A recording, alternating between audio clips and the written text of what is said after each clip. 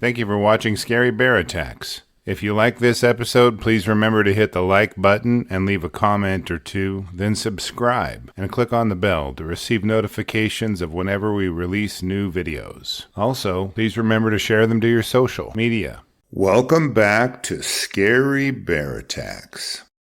Today's episode takes us to Baker Lake in Nunavut, Canada, and its frozen north. Although the geography has been shaped by eons of glacial activity, the scarred rock and glacial till is covered with dense patches of black and white spruce, dwarf birch trees, and willows that are interrupted by subarctic bogs, seas of cotton grass, and tundra. The subarctic climate showcases long, harsh winters that regularly dip to 30 below, and even lower when you factor in the unending winds. The summers here are brief and mild, giving berry bushes and other plants a very short growing period, and the animals dependent upon plants a hurried pace to gather needed calories. Caribou and muskox have adapted to find food in these frozen and foreboding environs. They feed off of mosses, lichens, and twigs that their sensitive noses sniff out through the ice and snow. The predators of the frozen north are the hardiest in the world. Arctic wolves and bears dominate the top niche here and include black bears, polar bears, and grizzly bears. In July 2005, 17-year-old Alex Messenger was getting ready to depart on a 600-mile whitewater canoe trip through the Canadian wilderness. Back in Grand Marais, the YMCA had put together this trip and offered it to the youth to help them develop an appreciation of the wild, and Messenger was excited about attending. For the next 6 weeks, the 150-pound adventurer would test his mettle against one of the toughest environments in the world. The group loaded their gear into a van and began their trip by driving from Grand Marais near Winnipeg to northern Manitoba. From there, they would access the Debont River system by bush plane. The final stretch included a 4-mile portage cross-country to the water systems that would lead them to Baker Lake. In the lead-up to the trip, the group had many questions answered by the organizers and guides. One concern they had pertained to bears, and their fears were allayed by organizers, telling them that they would be lucky to see a bear, let alone have a problem with one.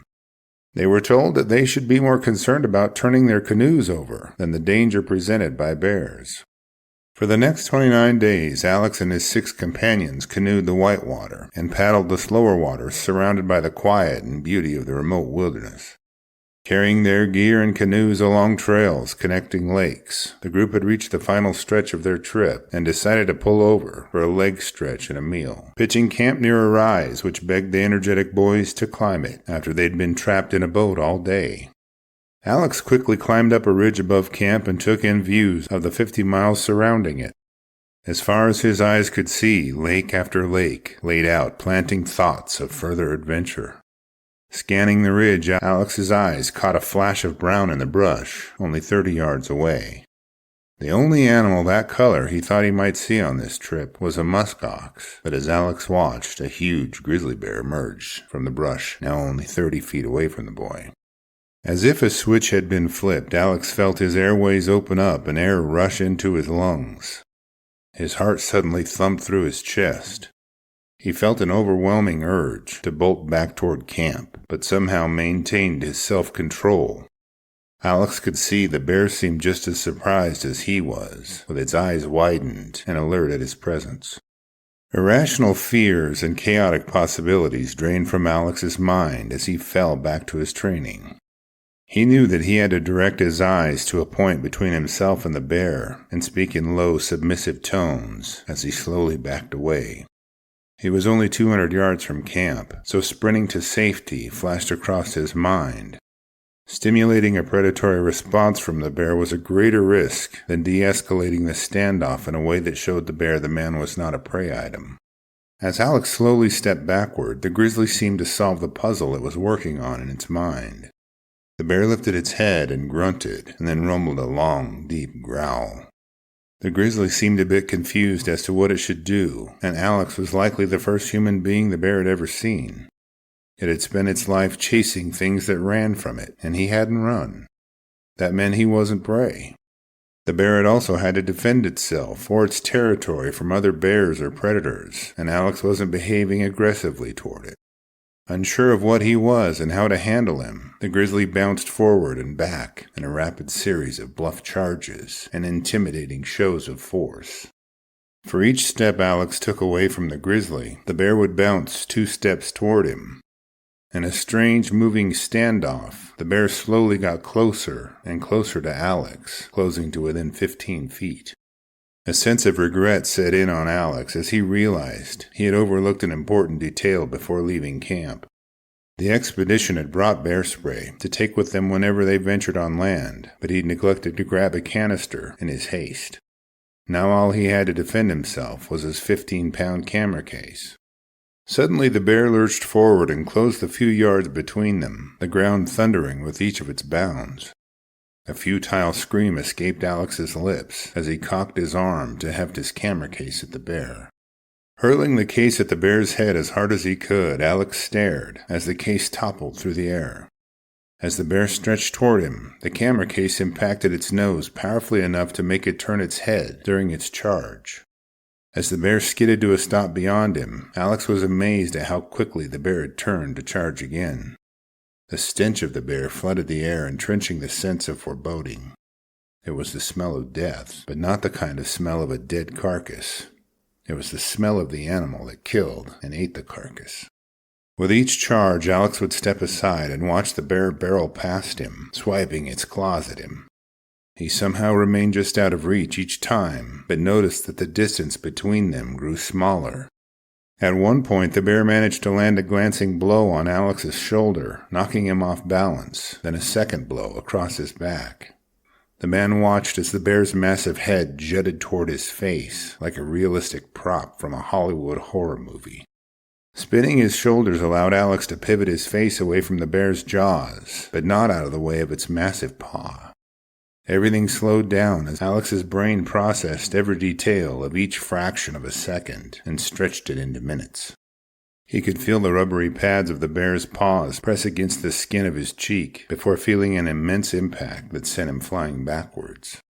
Alex later stated that it was while he was flying through the air that he realized that he had no way to outmaneuver or outsmart this bear.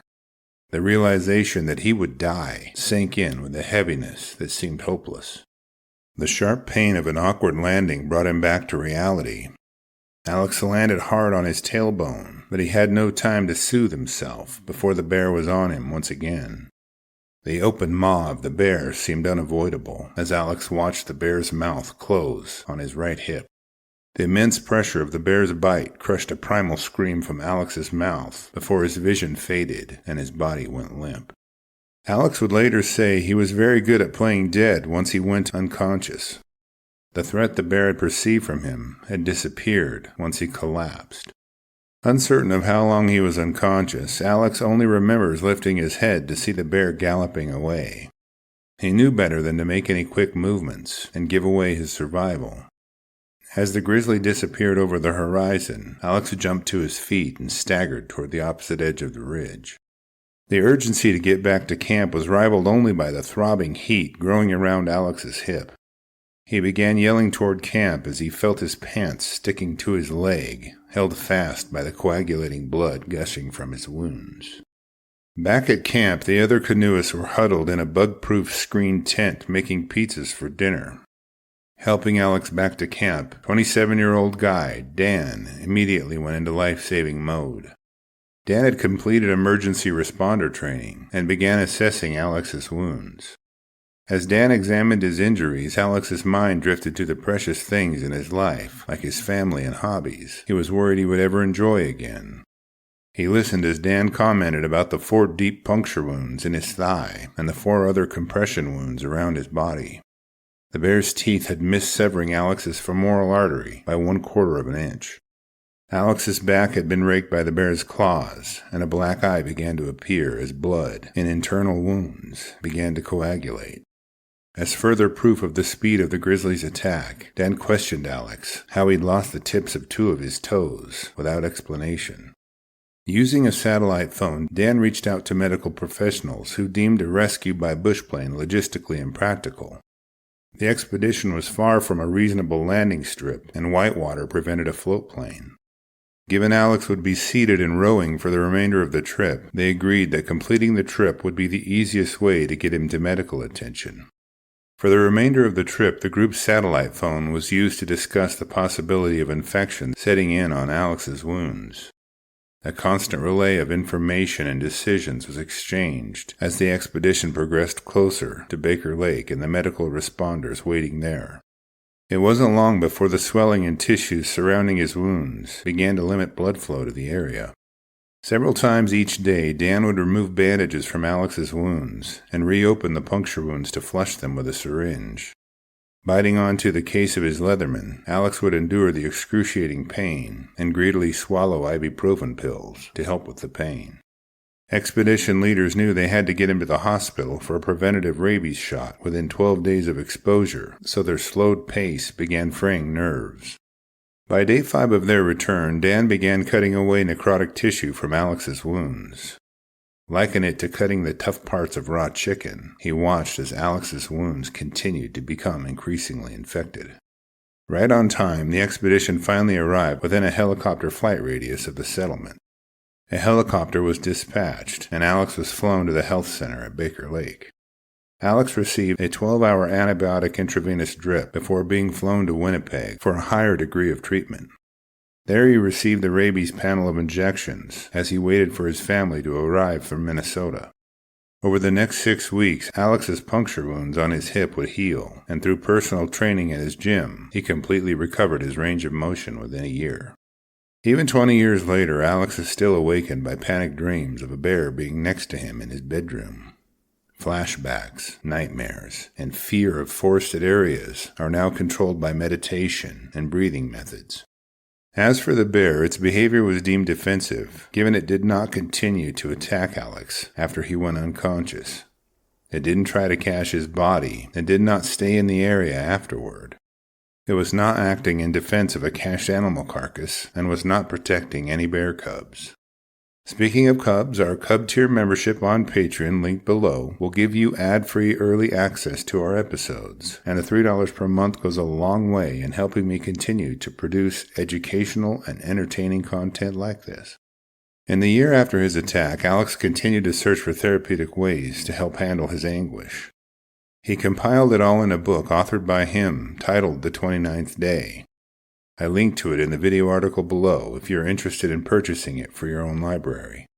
My favorite phrase from his book labels scars as tattoos with better stories, illustrating how he is a tough and gritty man. After reviewing the facts surrounding this episode, I'm left with a few questions for you.